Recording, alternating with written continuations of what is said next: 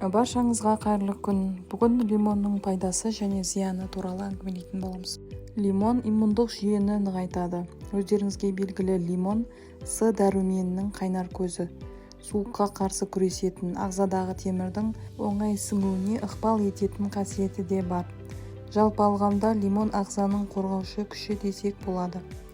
Егер суға лимон араластыратын болсаңыз, сусынның құрамында микробты жоятын сапонин заты түзіледі. Нәтижесінде тұмауды, суықты емдеуге қабілетті келеді. Тұмау түйіп суықтап қалсаңыз, дереу лимон қосылған су ішіңіз. Ол қақырықты сыртқа шығарып, тамақ ауруларын емдейді. Ас қорыту жолдарының жұмысын жақсартады. Егер ішегіңізде проблема болса, онда лимон қосылған су ішіңіз. Бұл сусын ішіңізді жүргізіп, ішек жолдарын тазалайды. Ағзадағы pH балансты реттейді. Лимон теріні нәрлендіреді. Таңертең ішкен 1 стакан лимон қосылған су теріге ем болады. Нақтырақ айтқанда, терідегі бөртпені, қара дақты, безеуді лимон суымен кетіруге болады. Лимонның құрамындағы С дәрумені қара дақтың кішірейіп, жоғалуына ықпал етеді. Әрі безеуді шығаратын бактерияның көзін жояды. Ағзаны тазалайды. Лимон қосылған су бауырды тазалайтынын білесіз бе? Лимон қышқылы улы токсинді сыртқа шығарып, бауырды толық тазалайды. Сонымен қатар несеп жүргізетін қасиетке де ие. Несеп арқылы ағзаны бүкіл шлактан тазалауға қабілетті.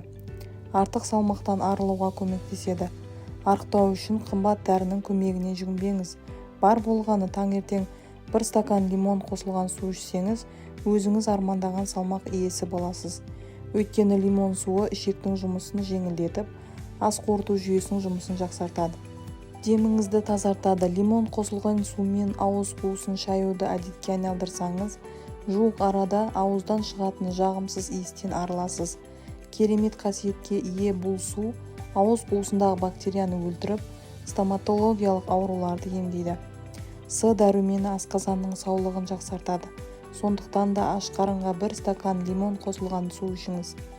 Таңғы астан соң тағы да осы суды ішсеңіз, асқазан, ауыз қуысы ауруларын емдейсіз, әрі деміңізді жақсартады. Суды қалай дайындаймыз? 230 мл таза суға жарты лимонды саласыз. Аталған аурулардан айығып, өзіңізді жас, теріңізді сұлу қалпын ұзақ уақыт сақтағыңыз келсе, онда үзбей лимон қосылған су ішіңіз. Ал лимонның қандай зияны бар? Кімдерге лимонды тұтынуға болмайды? Лимон қышқылы ойып түсетін зат және органикалық еріткіш болып табылады. Ол тіс эмаліне теріс әсер етеді. Сондықтан лимон жегеннен кейін аузыңызды таза сумен шайған дұрыс. Қолдың терісіне лимон шырыны үнемі тигізу саусақтың терісінде ауырсынуды тудыруы мүмкін. Және асқазан жарасы болса немесе ішектерде қабыну болса, онда лимонды тұтынуға болмайды. Ал бұл айтылған аурулардың белгілері сізде болмаса, онда лимонды тұтынғаныңыз жөн. Малина қосылған шайдан кейін суық тиюге қарсы ең танымал табиғи құрал бұл қайнаған ыстық су, лимон және имбир қосылған бал қосылған қоспа. Бұл рецепті жазып алсаңыз болады.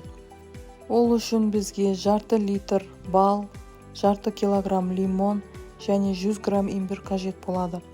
Лимондарды жақсылап жуып, қайнаған сумен шайып, қабығымен қоса кесіңіз. Имбирді аршып, кішігірім бөліктерге кесесіз. Лимон мен имбирді ет тартқыштан өткізіңіз немесе блендермен майдалап қоспаға бал қосып араластырыңыз. Бұл қоспаны тоңазытқышта сақтаған жөн. Шаймен бірге немесе жылы сумен қосып ішсеңіз болады. Ем болсын, ауырмаңыз.